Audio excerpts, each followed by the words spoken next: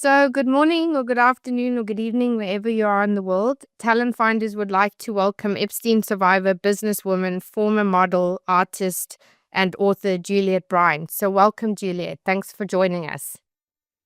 Thank you so much, Karen. I really appreciate you having me on your podcast, and thank you for all the help also. Oh, it's a pleasure. So, I'd like to firstly start off by saying thank you so much for coming onto my podcast and for being so brave and courageous and being willing to share your story. So, I want to start off by talking about the start of your modeling career. And was this something that you always wanted to do, or what led you into pursuing this path? Well, I've always loved art and creativity. My mum also did modeling in her youth. So I suppose I always did. I guess a lot of young girls dream to become a model because it seems like such a glamorous job. But my real dream was actually to be an art therapist to help children, because we all know that modeling doesn't last forever. Yes. That I wanted to study I was I was studying psychology and philosophy yeah. at the time, and I started doing modeling to earn money. I was actually scouted, so it wasn't something I was pursuing, but it was something that I was interested in, and then I was scouted, and then I started doing it because it was a Yeah. good way to earn money as a young person. Absolutely. So, can you share with us more about where you grew up and some background on, your childhood and your journey and having grown up in South Africa, and then obviously what led you? Because I know you mentioned now about scouting, but just kind of giving some people and some context to the audience of your background. Perfect. Sorry about the squeaky noise. My dog's chewing a squeaky toy. That's all right. Yeah, so I was born in Johannesburg. I grew up on a small farm. I've always loved animals. And, it wasn't like an income producing farm. It was just a small, and then a small holding. My parents got divorced and we moved to Cape Town. I moved there with my mom and my brothers. Yeah. And, you know, obviously I needed to earn money, for my studies and, to get to university and everything. And that's why I was doing the modeling. Okay, perfect. So at the age of 20, obviously you made mention about 22 years ago, and doing quite well in the modeling industry, you met or were recruited by a woman who offered you an opportunity internationally, which I know for many young women sounded like a dream. So can you share with us more about this, and the timelines in which this happened? And obviously this would have altered your life forever. So please, can you give us some background around that? And so what happened is I went out with a friend of mine because they had a place called Usaka, like a restaurant bar, and they offered free drinks for models on Tuesday nights. So Yeah. all the models go there, of course, being young and wanting to get out. So my friend and I went along to the Usaka, Yes. and then a beautiful African American model approached me and she said, "Oh my gosh, there's a man bothering me. Can you please save me from him?" And I said, "Of course," my friend and I said, "Of course, come talk to us." And that was her sort of way of, I suppose, getting in there. And, but anyway, because there was no man actually bothering her, no man ever appeared. Yes. So it was just sort of a fabricated story. Yeah, way of sort of, because she was a bit older than us and more sophisticated. And, so she started, asking me if I was a model, and she told me that her friend, Jeffrey Epstein was here with Bill Clinton and Kevin Spacey and Chris Tucker, and that Jeffrey Epstein's friend owned Victoria's Secret, and that he owned his own island in the Caribbean, and he was like the king of America. And she said, would I like to meet him because he could help with my modeling career? Yes. So obviously, sorry, No, that's dogs knocked something over. I'm so sorry about them. They're rascals. But you know how dogs always try to protect humans? yes. Sorry. Um, so it seemed like such a legitimate opportunity. Wait, where are we going from? Oh, So you were talking about how this lady approached you and and how she had come into the equation. So if you want to just go from that section. Well, her name is Naja Hill. Years later, recently I realized she actually became a Fox News presenter. She approached me and, asked if I was a model, and then said that her friend Epstein was here, who owned his own island in the Caribbean, and he was like the king of America, and his best friend owned Victoria's Secret, and they could help with my modeling career, and that he was here with Bill Clinton and Kevin Spacey. So it seemed like such a legitimate opportunity. Yeah. So they were having dinner at Beluga, which was a restaurant quite nearby, and she said, well, let's go meet them now. Well, she wanted to take me along to meet them. So, of course I was young, and I said, Yes. yeah, because I'd never met a celebrity in my life. I was like, I almost didn't even know if it was true what she was saying, but it was true. Okay. And then we went to the restaurant, and they all stood up and shook my hand. Like, they were all eating their dinner, and they all stood up and shook my hand. And then we were only there for about 5-10 minutes. Then we left, and then she messaged me and she said that Epstein thought I'd be great for Victoria's Secret, and can I please bring my modeling portfolio to the Cape Grace Hotel the next day where they were staying. Wow. But then she said that Clinton was giving a speech at the Western Cape Peninsula University, and would I like to attend the speech? So obviously I thought, yeah, I'd, love to go along for the speech. Yeah, So there was obviously clearly no indication that there was anything else wrong, or it all, like you said, looked legitimate. And yeah, I just thought that these people were amazing people who were in Africa on a humanitarian trip, and that they had, scouted me for modeling. Back in the day also, there wasn't the internet. Everything seemed, people trusted people in positions of power yes, back then. yeah, People, nowadays you can do a lot in research. Sorry, my God. I'm having a fight. Naughty. Sorry. Oh, God. I wish they wouldn't be sitting in here while we're trying to do this. Sorry about that. it's all right. Sorry, everyone, if this is added in. No, that's fine. She can edit. So I really want people to understand the dangers and how this recruitment took place. So you obviously highlighted how you were introduced to Epstein and the process you went through at the time.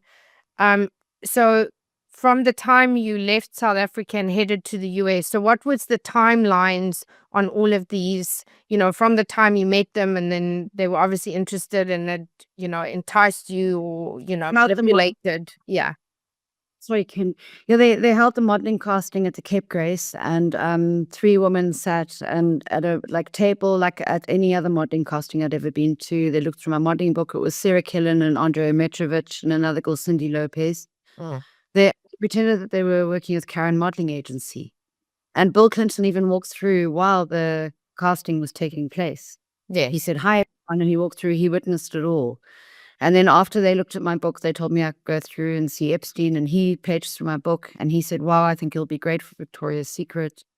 And then what happened is they left that day. They weren't in Africa for very long. And then his assistant, Leslie Graff, from his office started phoning and arranging visa and, everything. I asked if I needed money because I didn't have money at the time. Obviously, I was a young person, and they just said, don't worry, everything will be deducted from the money you make while you're here. They're going to pay for my ticket. They're going to send me a letter of invitation, arrange my visa. So basically that was all arranged, and I was there within 2 weeks. Wow. So, so when you were going through the castings and your first times of meeting Epstein, I mean, you have sort of highlighted this, and being so young, can you share with us more about this and what that experience was like? So the very first time you actually met him, and was there anything that you think back on now that was off, or did everything seem genuine and nothing felt off? I'm just curious, like from your time, if you think back now. It seemed genuine, because of who he was with and because the whole modeling casting had taken place. It seemed 100% legitimate. Yes. My mum was worried about me going because, my mum, older people are a bit more careful, and Epstein even phoned my mum and assured her that I'd be very safe. He spoke to my mum on the phone for 30 minutes. Wow. He said, a life-changing opportunity for me.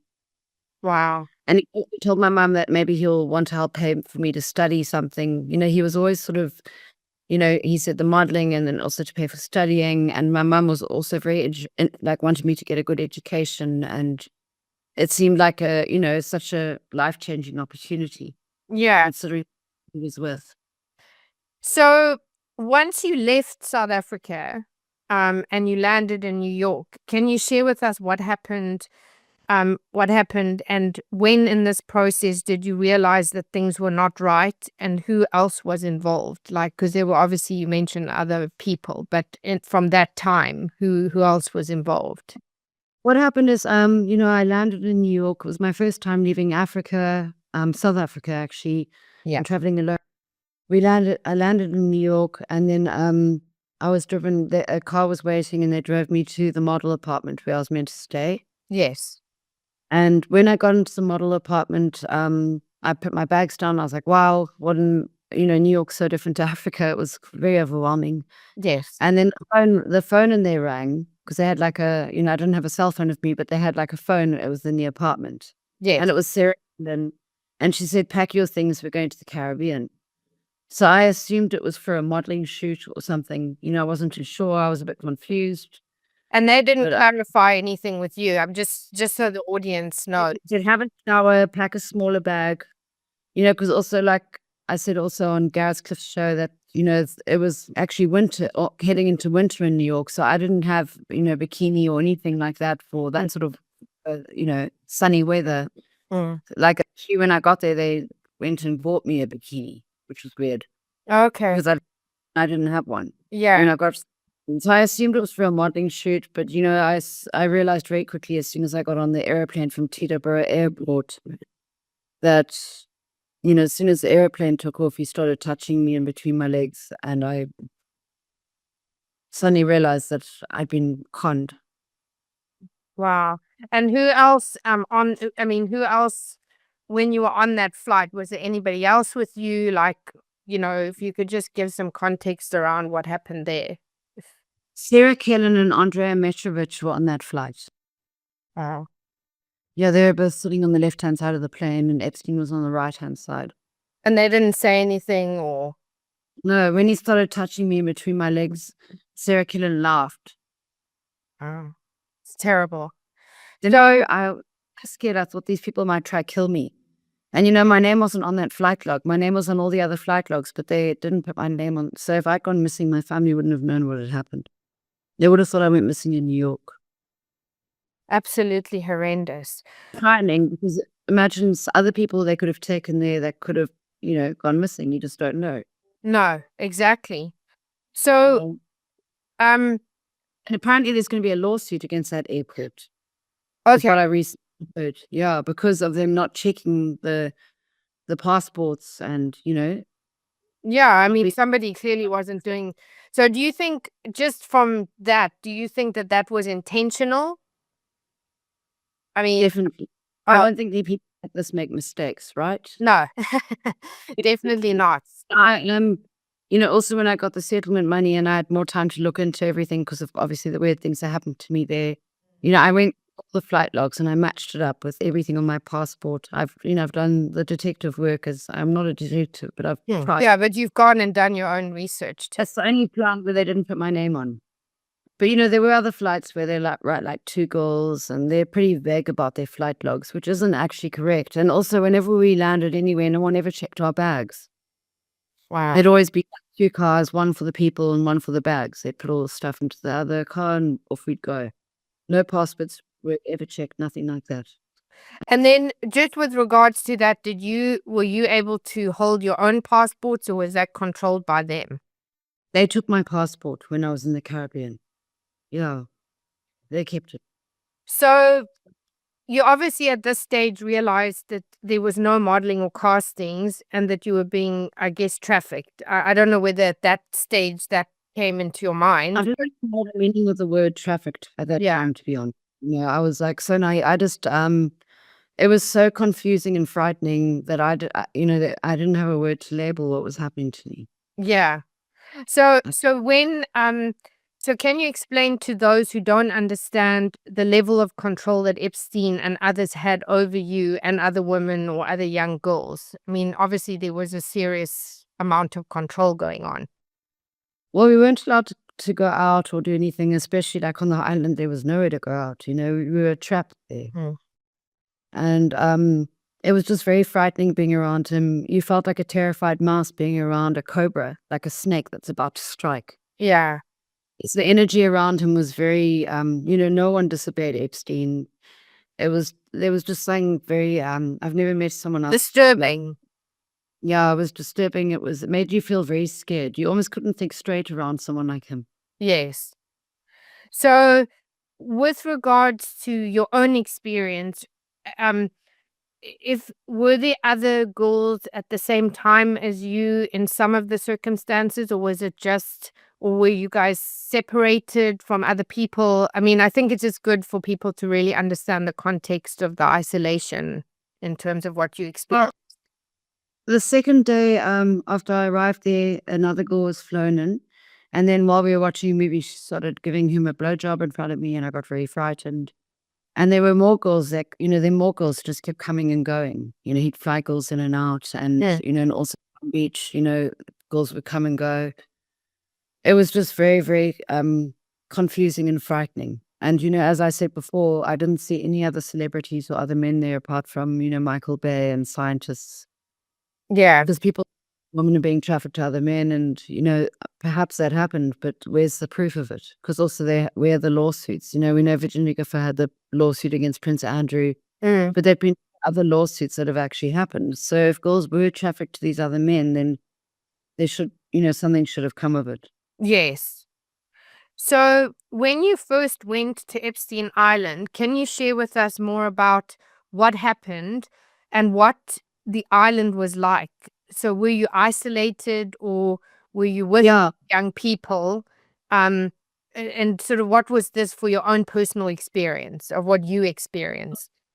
There were like chalets where the girls were made to stay. So, I think the most girls I ever saw on the island at one time was probably about like 4 or 5 girls. He'd, have girls coming and going all the time. Yes. Yeah, they tried to isolate us from each other. They didn't want us making friends with each other. As soon as you started forming a bond with one of the girls, like they'd sort of find a way to sort of To keep you separated. Okay. yeah. And like, that's the frightening thing, is that I can't even get in touch with any of the other victims now. I've been in touch with a few like Sarah Ransom and Virginia Gifford and Maria Farmer. Yeah. But you can't actually get in touch with the other victims, because like Tita Davies and Shantia Davies, they were there when I was there. Mm. And I'd really speak to them. Yes. But it seems like people have been very much kept apart. Yeah. So the actual like you obviously stayed there for periods of time. So what was the sort of time frames that you stayed at any one of the locations? I suppose maybe it varied, but They used to move around. That's the other weird thing, is they were never anywhere for more than about 5 days. And then you wouldn't know the day before that you'd been moving to another place. They'd just tell you like an hour before. They'd be like, Yeah. pack your things with Palm Beach. yeah, You wouldn't be given notice, like a long notice. yeah, They'd just be like, we're going. yeah, And yeah, and so first I was taken to the Caribbean, then to Palm Beach, then New York. They definitely moved around a lot. yeah, After that time when I was sent home, he told me he worked for the CIA, had my family's name on a list, said a girl who accused rare people onto drugs in her apartment had her sent to prison. He sent me off to have my hair made lighter and sent me off to have my teeth whitened. So, and by that point I was just so broken, to be honest. yeah. Just, Well, it's just that there's such a lot of brainwashing and a lot of manipulation. So and then he got me back again 2 weeks later, because I was sent home. And then by December, I was back there again. yeah. So I know this is hard, but how long? Well, as I mentioned, you've mentioned the time frame, but with regards to obviously being trafficked, how long were you exploited by Epstein? Like how long did this sort of go on for? In terms, Well, it was for about 18 months. I was taken there for 3 months in total. It was just The whole thing was very weird. But, he even emailed me many years later, like even in 2016, he emailed me and asked if to Sarah Ransom because she started a lawsuit against him at that time. Yeah. And I used to email him sometimes just because, like, the whole thing shattered me so badly. And it was like people didn't even believe that I knew this man. So, like, I'd email him to, like, sort of prove to, like, an ex-boyfriend, yes, I did meet him. Yeah. And he'd always email back, like, immediately. But I only spoke to him, like, once every year or two after that through email. Wow. So, And I also wanted him to know that he hadn't destroyed me. yeah, true. So many will say, many will ask, I don't want to say many will say, but many will ask, why did you not run away or seek help? So, it's just, and again, it could probably come back down to control, but, just for the context of people. Because I'm concerned, that's actually a very good question. Because I mean, not from you, but from people who ask that. Because even now, the FBI aren't helping. Yeah. I was never by the FBI. None of the victims that I know of were interviewed by the FBI. So Yeah. if we went and seek help, we would most likely would have been murdered. Yeah. It's a good question. But the thing is, when you've been around people like this, you realize that there's no taking them on. You don't mess around with people like that. No. And they're master manipulators too. Yeah. I mean, like, has anyone got the better of Epstein? And, they say that he was killed in prison. Well, that doesn't even look like his body. Yeah. If they can clone a sheep, they can clone a human. That could just be a lump of human flesh made to look like him. Yeah. So people can say what they like, but the thing is, people need to do more research, and you need to dig deep to get the proper research. You're not just going to find it on the news because then they die. Exactly. Because there's only. So you obviously met some high profile individuals and elites. So can you share with us more about this and give us some context? So obviously you mentioned, Clinton, and you mentioned some other. Oh, well, those are the most high profile people I met was when I was introduced to it. Yes. Otherwise, on the island, New Mexico, France, I didn't see any really famous people there. The only famous person I met there was Michael Bay, and then there were scientists that Epstein was having meetings with. Yeah. And Ghislaine Maxwell there, and the staff. But otherwise, there were no other men around. I didn't see any presidents. I was introduced to the governor of New Mexico. I was driven to his mansion, Bill Richardson.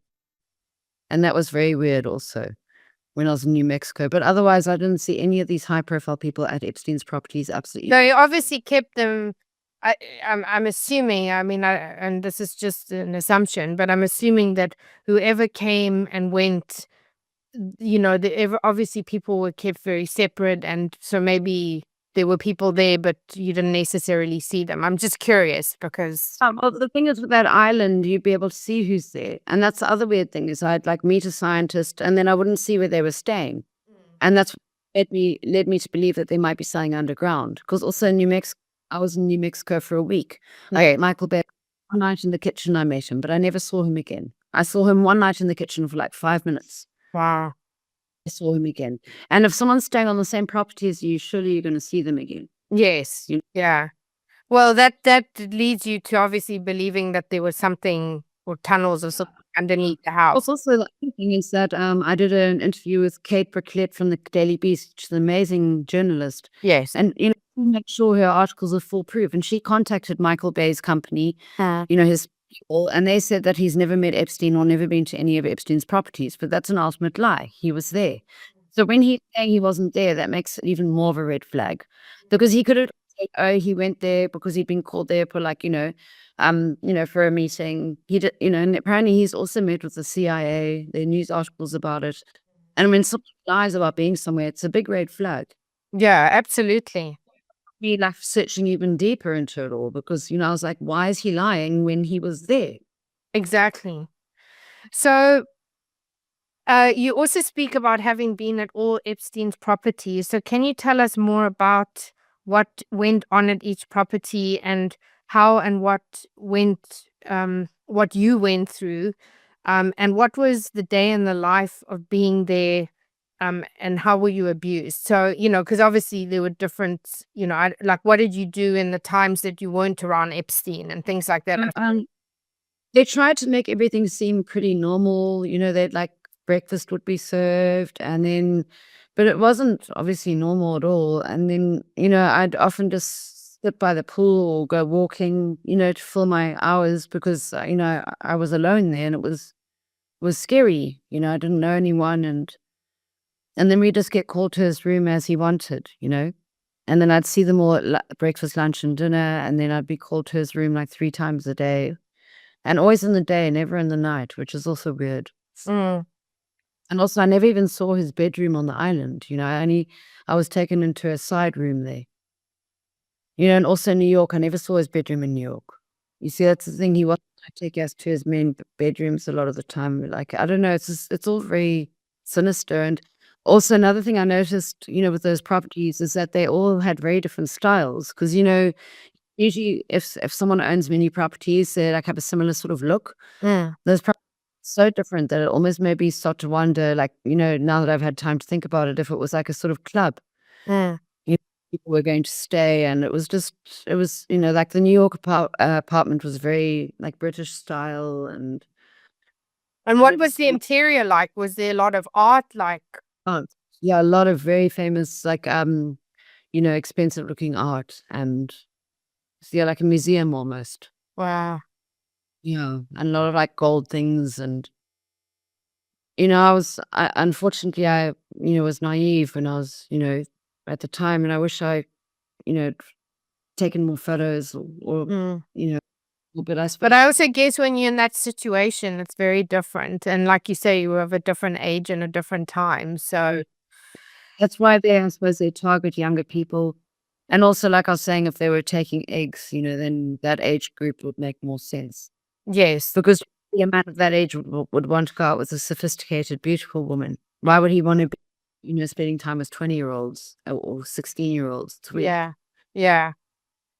So you make mention of obviously the underground tunnels, which you suspect that there may be.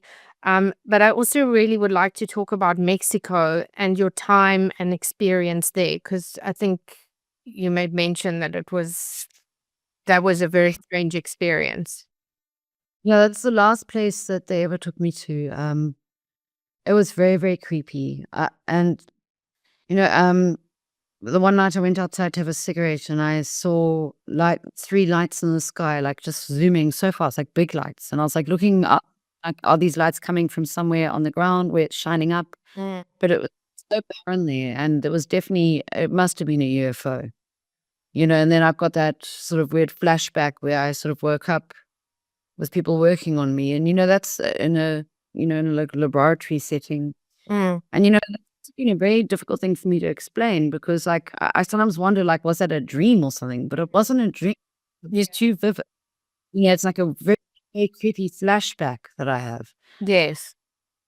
And, I can differentiate dreams from things like that because I had a lot of weird dreams as well after I got back from there, like of demons attacking me, much like Tucker Carlson really recently spoke of. A demon attacked him in the night. I used to have pains and like wake up where I couldn't breathe. I was hospitalized 10 times with panic attacks after being taken there. So obviously at the time I was shattered and I couldn't think straight. But years later, after he's died and more's coming out, and also I've got, amazing friends who've helped and asked more questions, realized that it seems like they were doing something a lot more. Because also before I was sent home from New Mexico, he gave me like a pelvic exam on like a metal table. It was just very odd. Yeah. If they aren't the So just to kind of highlight that point. So when you woke up or you realized that something was off, I mean, do you think that you were drugged? Do you think that something happened that they took you there? Like, I'm just curious from how that actually transpired to getting into this. what I've worked out is that, it could have been anesthesia or something because I've never had any operations. I've never been to hospital. I've never had anesthesia. Yeah. So I really. But when I was explaining to my one friend about what happened, she said, "Oh my God, that sounds like anesthesia. Yeah. Where you wake up and so I mean, I don't really know. Like that's the horrible thing about it all. Like as far as seeing him shapeshift, like that was very like, I saw that. Yes. That was vivid. But the thing of waking up in the laboratory is just a very weird thing that happened to me that I can't really explain. Yeah. But you don't actually know how you got from where you were to the laboratory. wasn't a dream. You know what I mean? Like I weird. Like I know how dreams are, and I know that I was like paralyzed and stuck on a table, and it was very freaky. And I don't know exactly when that happened or any. That's the freaky thing about it. But I do know that I saw these three lights that were like a UFO in the sky. Mm. It must have been a UFO. It's the only thing it could have been what I saw. Yeah. You know, not Roswell and Dulce base. You know, apparently Epstein's property is directly in between Dulce and Roswell. And there's a lot of stories of underground bases there, you know, Area 51. There's a lot more going on. And I don't have exact answers for it all, but there are other people who've had similar experiences Mm. or just weird things like that happening. So can you share with us, obviously at that time there were no cell phones, and I'm sure your mom, friends and family missed you. So were you ever allowed to call home, or how was that controlled? You know, he actually did let me phone my mum like 2 or 3 times because I was just missing my mum so much, and I was, you know, becoming very despondent, and he just said, "Okay, I can phone my mum."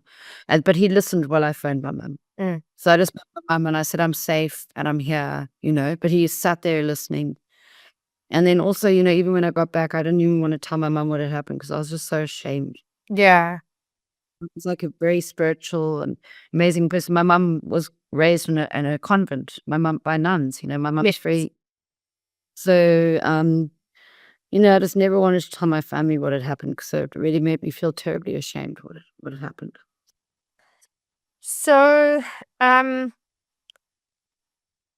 know there are many people that don't understand what shapeshifting, and you did briefly touch on it, is. So, what you personally saw this happen with Epstein himself. So can you share with us more about this? So if you could explain to people that don't really know what shapeshifting is, if you could kind of. Well, I mean, I don't even really know what it is, but the thing is, I saw him basically turn into something else. It was when I was taken into the bedroom with him, when I was taken to the Caribbean on the first time. Hmm. You know, his room was always ice cold. It was so cold in there. I don't know why. He made it freezing, and then the lights would be out. And then, you know, it was when he was orgasming, and then suddenly his head became like big, like this, and then he had these massive black eyes, like this, and then like it was just like a big mouth and like horns. It was very like with a tongue. It was very, very weird. Mm. You know, suddenly I just saw him turn into this thing. And, you know, I've never seen anyone else turn into something like that. I've met many, many people over the years, and, you know, there was no alcohol, no drugs there. You know, I've had a few drinks over the years and, you know, smoked a joint and stuff, but no, I've never hallucinated. I've never seen anything like that. Yeah. And, but, you know, he suddenly turned into this thing, and it was just like really like, I was just like, I went into shock, and then I just decided to look away and then look back at him, and then it was him again. Wow. So how long did it roughly last? Like from the time that you saw him? But like, it's like, you know, I looked, and then I kept looking for about like, you know, 5-10 seconds, you know, and then I saw it. Like, it was just like very weird. Yeah. And like people have said, was I drugged by them that I saw that? I don't know. Maybe I was. I don't know. But I saw him turn into this thing, and it was just like so weird. But and the thing is, I never saw him turn into that ever again. Yes. As I was around, and the other weird thing is, I never looked at him and thought, "Hey, why did he turn into that thing?" Because it creates like a brain fog. Yeah, it's what people have things like this. It's like you're like, "What have I seen?" You know, it was just very weird. But then my mum started looking into David Icke years later, and you know, then I told my mum that I'd sort of seen Epstein sort of turn into something, but I hadn't told her in what context and how. You know. So Juliette, having personally been abused, and Epstein sexually exploited you for himself, can you share with us more about this, if you don't mind? And did he ever pay you or any other girls, or can you give us some more detail about that? Well, you know, the whole thing is so he was such a mastermind criminal. You know, I wasn't actually paid But he did give me money like to get to the airport. I was given like $500 twice and $300 another time, like to get a visa. He sent $500 through the JP Morgan account. That's why when they opened up the JP Morgan account, they could see exactly which victims were paid how much. Mm. But once he paid me $500 through JP Morgan to arrange a visa, to get there. And then there were 2 other times when he gave me cash, to get to the airport. But otherwise, no, there was no money. People say, "Oh, what did he buy me?" He didn't buy me anything. No, didn't buy you bags or shoes or anything. No. He bought me a pair of jeans and a pair of cowboy boots and a bikini. The bikini because there was, I didn't know I was going there. But otherwise, he did offer me money. He said he'd give me $2,000 for any girl that I brought to him, and he'd give me $4,000 a month if I'd live there and work with them. But I didn't do any of that. Yeah. So, I think some people were getting paid money, So I was in South Africa. I just, I don't know. Like, I suppose for younger people who are at school and they've got friends, they could have taken them there. I don't know. But, yeah. Well, that's what happened to some girls from what I can recall. I wouldn't exactly because, when a girl's young and really needing money and they think the guy's actually not too bad, they don't really understand what's going on. And he's the criminal, the mastermind criminal. Yeah, absolutely. But I was offered money, but I didn't go ahead with any of that stuff. And I think that's why I eventually managed to get away from him. I also started putting on weight and all the things that I knew he wouldn't like. Yes. So,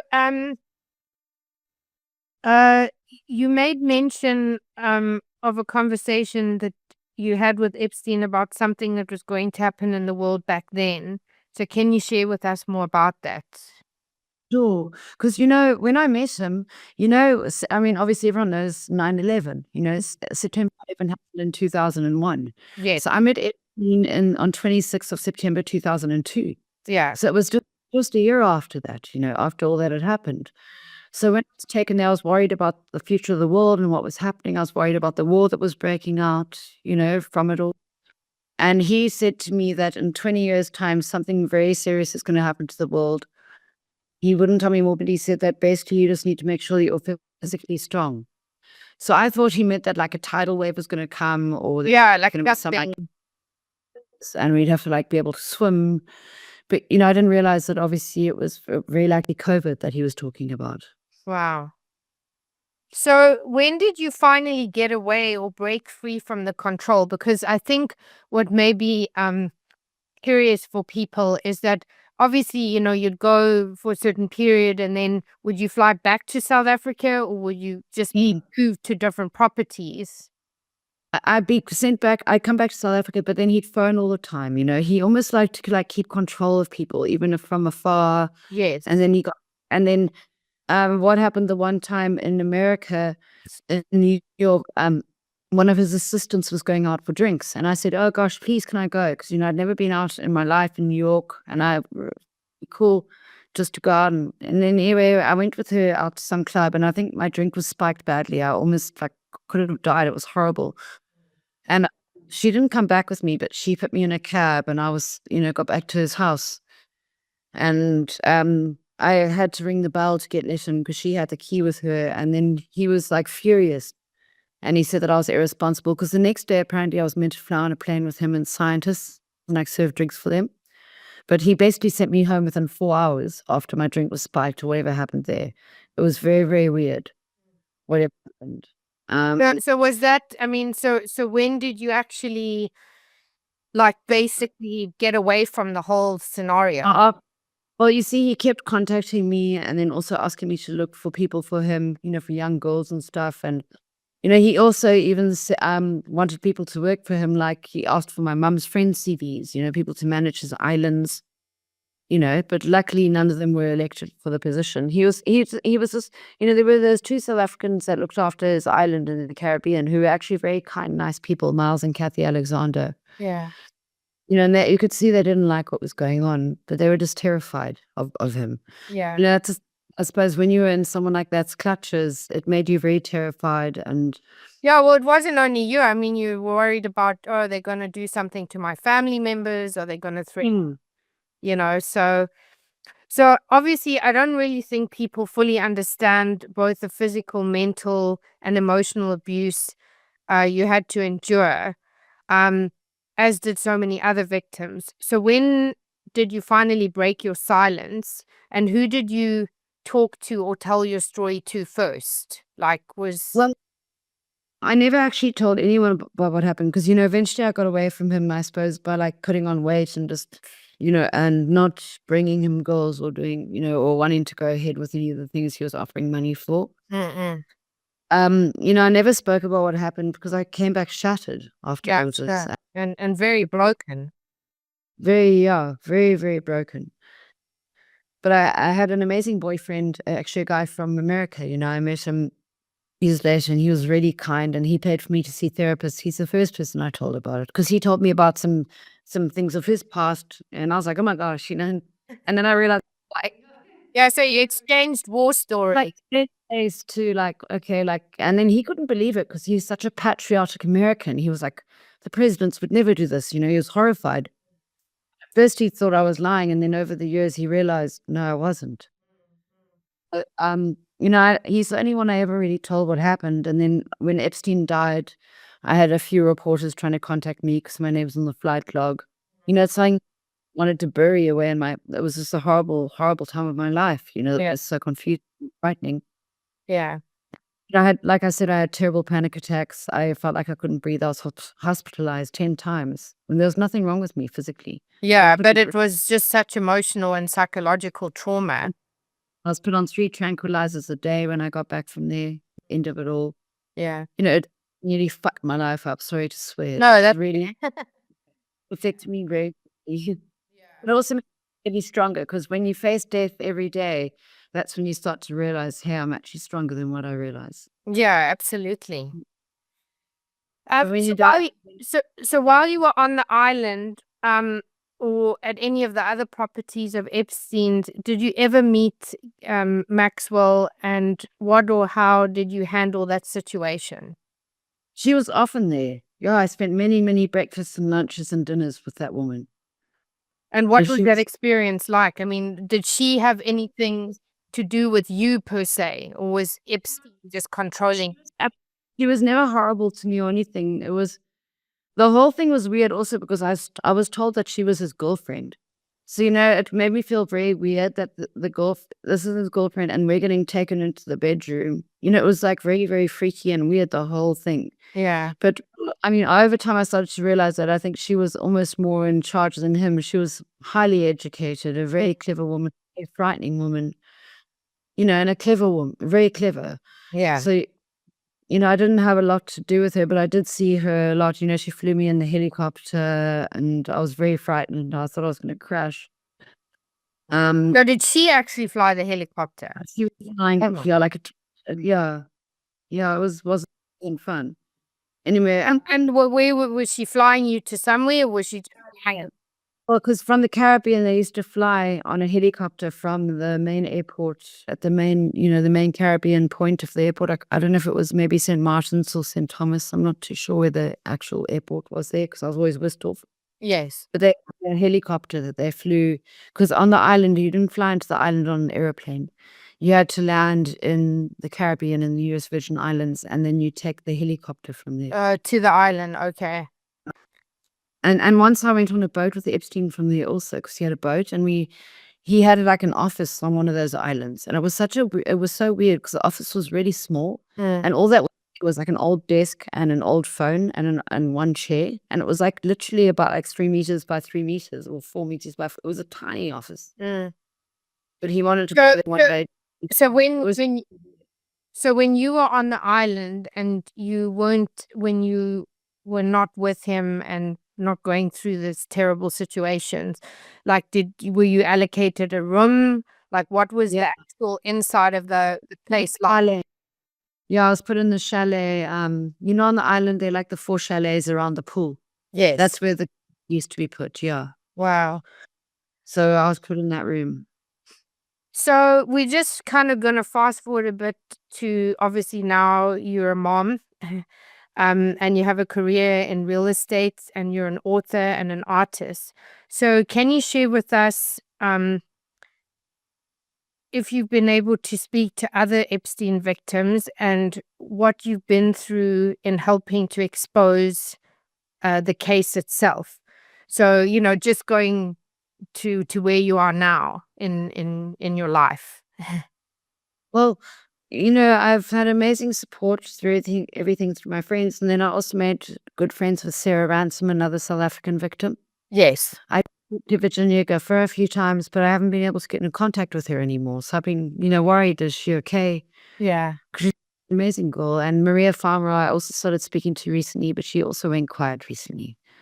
So, I think what's happened is a lot of the girls have just been very frightened and, Yeah. especially in America. And, I don't think a lot of the American victims are even feeling safe to speak out. Yes. Also Carolyn, who testified against Maxwell, was found dead in a hotel room, suspiciously. Yeah. And the media didn't want to put it there, which is really ridiculous because when someone testifies against, the trial of the century is what they're calling it. Yeah. When one woman who testifies found dead, surely it should be put in the news. Yes, of course. It took 6 months for it to be put there, and it was only thanks to Sarah Ransom that news was put there. Terrible. So it's quite frightening when you realize that victims of Epstein can't speak out. What about other victims? Yeah, What exactly.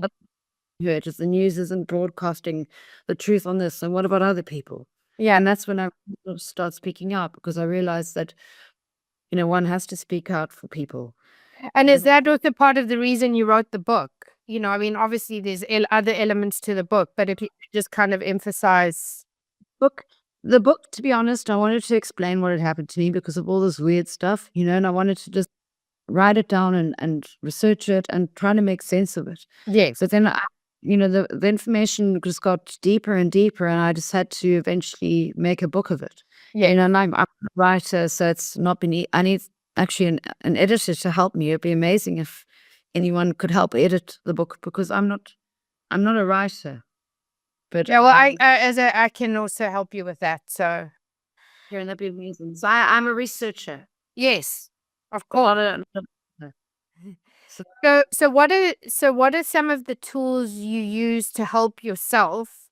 And why have you also written a book? Well, you've mentioned that, but and the story. And what are some of the things you have experienced since this ordeal 22 years ago? So is there anything that's kind of happened since then that has affected you, or? yeah, well, I've been through more abuse, even, is the honest truth. Even my my little boy's father's been very abusive, and he's not even in our lives really anymore. Anyway, I don't really want to talk about that. Yeah. But the thing is, when you get abused at such a young age, it sort of sets you up for a life of stress, because people don't understand, someone who's been through abuse, especially when they don't understand exactly what happened. And Yes. it just sort of seems to repeat, because I guess one's been so broken down that one becomes like a punching bag. Yeah. No, I understand. So, what is your vision for yourself, and how do you want to help others who have or are going through abuse, assault, exploitation? And what is your vision for the future, both for your career and personally? Like, what is your, what do you want to? The world to become a better place. And when you say, how other people are getting abused, it just breaks my heart. Yes. And I really want to try help in any way I can. And I think I don't even know how to help, but I think just everyone speaking out, because often when people lash out, it's repressed pain and anger. And I Of think course. Well, a lot of people. I think your book and you talking and just sharing your story and just doing that is going to help a lot of people. I also understand from the side of abusers, because they've also often been through pain. Yes. I think the thing is that people need to sort of cry and let their energies out, and do the things they love doing, and be around people that they love. I just really, really hope that the world becomes a better place. First of all, I suppose it starts with the government, because when the government's corrupt, and the people are struggling. Yeah. And when people are struggling, then they're going to be lashing out at each other. Yeah. I think it really comes from higher up, and when the government becomes a better place, then I suppose the world will become a better place. And also just people in their hearts need to realize to do the right thing. And, we've all made mistakes. Mm. Thing is And also to give yourself grace because you have the courage to do what you're doing and to speak out is a very brave, and very courageous thing to do. So you have to just allow yourself grace as well. And, if you have bad days or hard days, to be able to also speak about it, whether it's in a personal space or otherwise. So do you believe in your own mind or heart that justice will ultimately be served? I think it's being served already, but I think things like this don't happen overnight. It's No. going to be a slow process, and it's never just like everything's up, up, up, and good, good, good. There's going to be times where it's tough, but I do think that a lot of light is coming to the world. Like you have day and night on a short cycle. Also in the world, you get day and night, and it's almost like the world's been stuck in a long cycle of night and days coming. Yeah. And how vampires can't survive in the light. Maybe it's a sort of spiritual thing. Absolutely. Absolutely. But there's time is coming, a time of goodness and a time for people to heal. Yeah, absolutely. Be able to cry and heal. Yeah, exactly. It's all about feeling. Yes. And we all try to knock themselves out. No more pills, guys. So what are the key pieces of advice you would give to others going through this? And what would you like to see change, as there are so many people who are absolutely terrified and scared to speak up and speak out of fear or persecution? And what would you say, and why is it so critically important to speak up? And what has given you the courage to do so, even when you think it may not be believed? Well, first of all, when people are being abused, the thing is to try and get yourself away from that situation. And it's not always easy. No. People, often you'll hear of people who've been abused and they go back and then they get hurt. And it's not an easy thing getting away from an abusive situation. No. So to breathe and focus on one's health, try be healthy, get a lot of rest, and just focus on yourself and just get away from that situation as quickly as you can. Yes. And, So when you went through yours, just like as I guess kind of practical steps, like to kind of wean yourself away from those situations. So what would you say you did that maybe could help someone else? Yeah. When you're in a seriously abusive situation, you don't just fight the person because it can be dangerous. Of You course. step away slowly. You start focusing on your health. You get yourself strong. You get yourself well. And you lie to them the same way that they lie to you. And just slowly you step away. And then, it's such a hard thing because it's in so many different aspects of people being abused. I mean, a woman who's in an abusive relationship, I suppose you find a friend, you find a good network of people who you can trust, people who are there for you through the transition. Yes. And also speak to the police if you can, because a lot of victims are made to feel like they're the bad ones. Yeah, and that they're crazy when in actual fact it's not the case at all. Actually, always go to the police quickly because the police, they're amazing people in the police. Yes. There's amazing people there. So I'd say if you're in a dangerous situation, to go to the police and just have a meeting with them and, tell them what's been going on just so that they're aware. And then just distance yourself slowly without the person going and find a safe place and then just bam, disappear. Yeah. And then try and expose them. But obviously that's not an easy part. And that's the hard part. One of the things is actually yoga can help a lot, like stretching and yoga, healthy diet, lots of sleep. Because, when the victim's been abused, you actually can't sleep very well. No. And you can't eat well. And then your body starts to break down and the mind starts to break down. Yes. And to also try stay away from pharmaceutical pills unless it's absolutely necessary. Yes. Obviously, I was put on 3 tranquilizers a day when I got back from Epstein. It was very hard getting off those tranquilizers. And I've never taken them ever again. I don't do pills, but I do have the odd drink because, that's my way of coping when I'm stressed. And Yeah. I wish that I didn't need to do that, but Yeah. we all have our things that we do. I think the thing is to just rest and have a good network of people that you can trust. Yeah, absolutely. To be honest to the people. So that leads me to the last question, Juliette, and I'm really grateful and thankful that you've shared this story. So how would you like to be remembered, and what legacy would you like to leave? Like being where you are now, and having written a book and a child and being interested in arts. Like, what do you want to be remembered for? Well, I just want the world to be a better place. I don't even care if I'm remembered. I just want people to be happy, and I don't want people to be suffering. Yeah. And it's like what I've realized is, with the book and everything, even if I just help one person, it's well worth it. Yes. Help Absolutely. is amazing.